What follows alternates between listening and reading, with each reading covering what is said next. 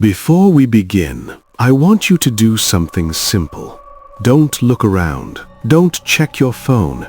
Just notice this. You're not listening alone. You never are. There's a strange comfort in believing our thoughts belong only to us, that the mind is private, sealed, separate. But if that were true, why do ideas spread faster than voices? Why do fears arrive in waves? Why do entire rooms fall silent at the same moment, as if something invisible just passed through? Episode 10 is not about monsters, not about ghosts, not even about possession. Tonight is about us, about the quiet truth we avoid naming, that humanity may not be a collection of individuals at all, but a single ancient vessel, learning how to speak through billions of mouths. You've felt it before, that sudden thought that didn't feel earned, that emotion that arrived without context, that certainty that felt older than you. We call it instinct, we call it intuition, we call it coincidence. But what if it's memory? What if consciousness isn't born inside us, but passes through us? Tonight's stories come from people who noticed the pattern too late, people who realized their thoughts weren't private drafts, but shared notes, people who understood that identity might just be a temporary assignment. As you listen, you may feel moments of recognition. You may feel agreement where there shouldn't be any. You may find yourself nodding before you know why. That's expected, because episode 10 doesn't ask who you are. It asks something far more dangerous. What are you helping to carry? If at any point you feel the urge to pause, to breathe, to reassure yourself that you're still you, don't let it pass. This is Mr. Haunting Whispers TV, and tonight we listen not as individuals, but as a chorus.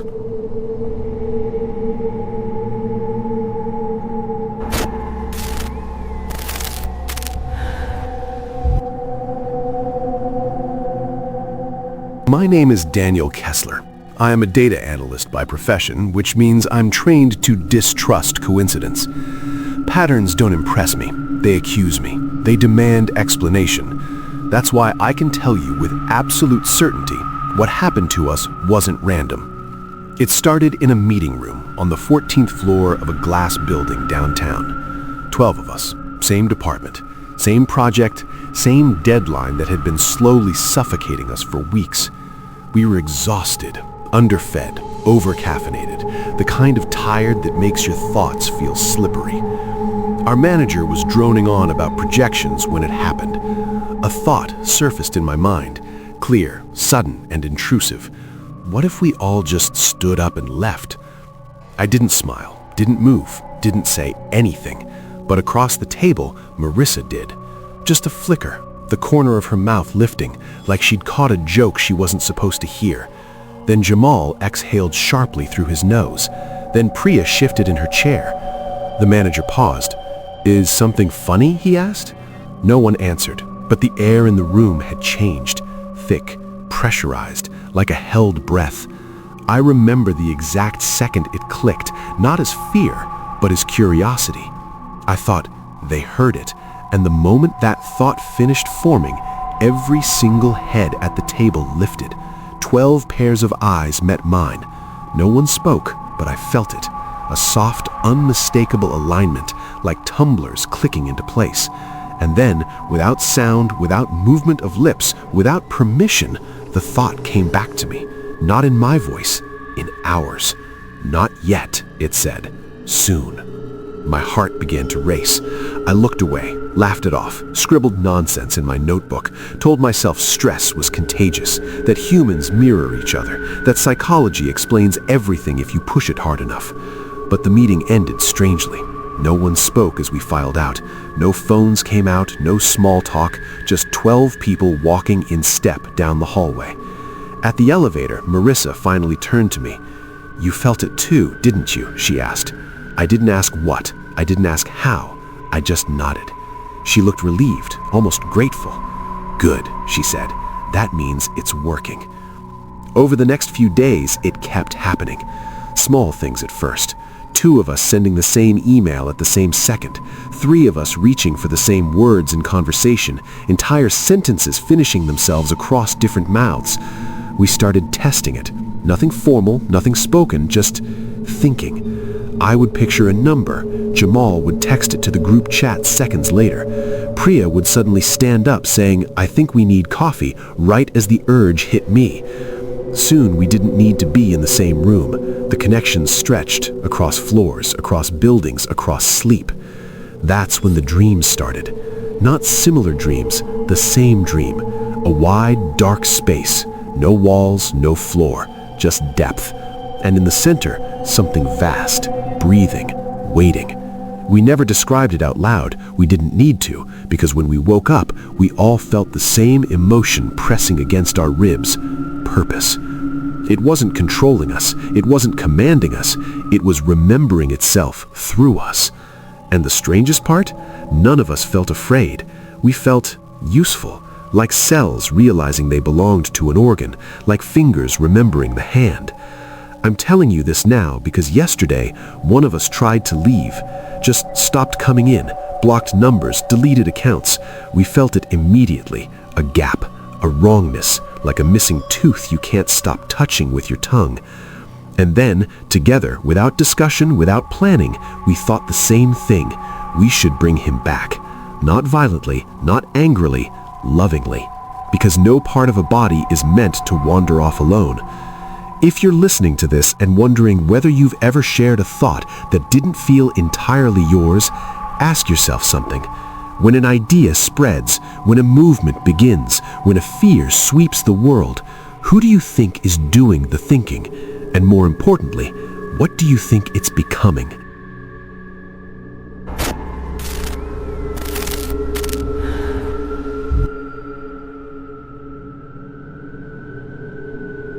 My name is Elena Marado, and I used to believe grief was private, something you carried alone, something that lived quietly behind the ribs where no one else could touch it.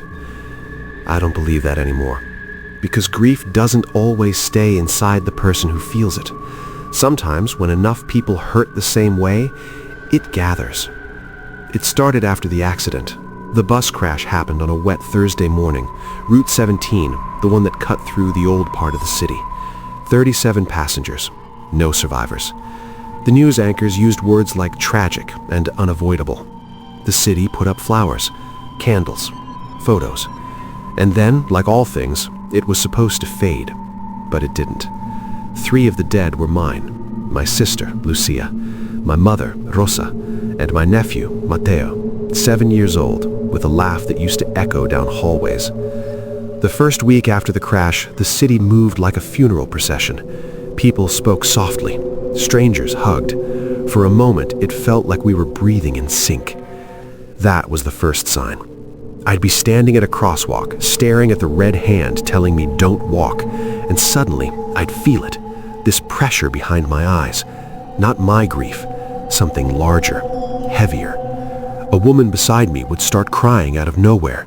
A man across the street would clutch his chest, gasping, and for a split second our eyes would meet with the same recognition. You feel it too. The memorials kept growing instead of shrinking. Candles melted into wax rivers that no one cleaned. Notes layered over notes until the lampposts looked bandaged. Someone started leaving bread. Someone else left toys. Every morning there were more. I asked a city worker once why they hadn't cleared it. He looked at me strangely. "We tried," he said. "They come back." At night, I began to dream of the bus, not the crash, the after. The bus sitting still at the side of the road, doors open, engine off, and inside, something dark filling the seats. Not bodies, not shadows, more like density, like sorrow had weight. I would wake up with my sheets damp, not from sweat, but from tears I didn't remember crying. And the dreams weren't just mine.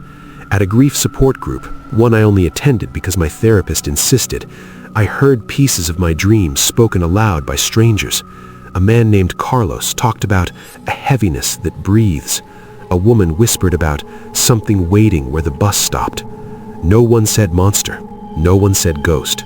We didn't have to, because we all felt the same thing pressing at the edge of language. The city changed after that. Sirens lasted longer. Dogs barked at nothing. People stood in place, suddenly overwhelmed, like they'd walked into invisible fog. And then the reports started. People collapsing near the crash site. Not dead, just emptied. Their faces slack, eyes open, breathing slow. Doctors said it was shock, stress, mass trauma response. But I visited one of them, my neighbor, Mrs. Alvarez. She gripped my wrist with surprising strength when I leaned over her bed. "It's learning," she whispered. "What is?" I asked. She didn't answer. Instead, she began to cry. And the moment she did, I felt something pull inside my chest. Not pain, extraction, as if something were feeding. That night, I went back to the crash site alone. I don't know why. Maybe I wanted answers. Maybe I wanted to be closer to my family. The memorial was enormous now, spilling into the street, candles flickering like a low fire. The air felt thick, warm, almost alive. When I stepped into the center of it, the city went quiet. No cars, no wind, no distant voices. Just breathing. Slow, deep, collective. And then I saw it. Not with my eyes exactly, but with the part of me that knew grief too well. It was there, hunched over the place where the bus had finally stopped. A shape made of mourning. Faces pressed together, hands reaching inward, memories folding over each other until they lost their edges. It wasn't evil. That was the most terrifying part. It was lonely. It turned toward me without moving, and I felt it recognize me, not as Elena, but as contribution. I understood then. We hadn't been visiting the memorial to remember the dead. We were feeding something that didn't know how to be alone. All our shared pain, all our synchronized sorrow, every candle lit in unison. We had given grief a body. It spoke without words. "Stay," it asked. "Help me hold them." I don't know how long I stood there. Minutes, hours. What broke the spell was a thought, sharp, sudden, defiant. My grief is mine. The thing recoiled, not violently, but in confusion, like a child being told no the first time. I ran. The next day, the city began to heal. Not quickly, not cleanly, but the memorial shrank. The reports stopped. The dreams faded. Most people say time did its work. They're wrong. What happened is simpler and harder. Enough of us stopped grieving together. Now, sometimes when there's a tragedy on the news, when hashtags bloom overnight, when everyone feels the same ache at the same time, I wonder, are we mourning or are we building something again? Tell me, listener, when you feel sadness that doesn't feel entirely yours, when your heart aches in rhythm with millions of others, do you ever stop to ask, what is learning to feel through you?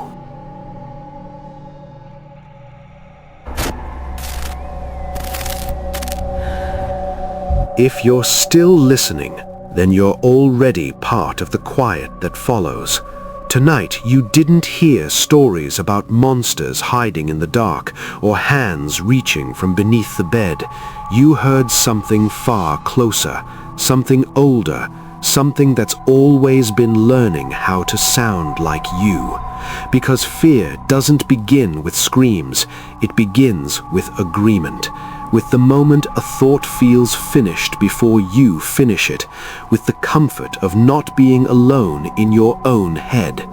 Across these two confessions, you heard the same truth spoken through different mouths, that consciousness doesn't need a body to spread, that identity doesn't vanish, it blends, that humanity may not be a collection of voices, but a single sentence still being written. And now, as the silence settles back in around you, notice what lingers. That calm, that clarity, that sense that something understands you a little too well. If a thought rises in your mind right now, pause. Ask yourself, did I think that, or did I simply agree? You've just listened to Mr. Haunting Whispers TV, where stories breathe together in the dark and memory no longer belongs to one. Keep your lights dim, your thoughts slow, your attention guarded, because once a story is shared, it doesn't need to be told again. It only needs to be remembered. Until the next whisper, good night, and thank you for thinking with us. You've been listening to Mr. Haunting Whispers, where every truth leaves a scar. If the story unsettled you, good. That means you were listening. Subscribe and stay close to the dark, because the next whisper might be for you.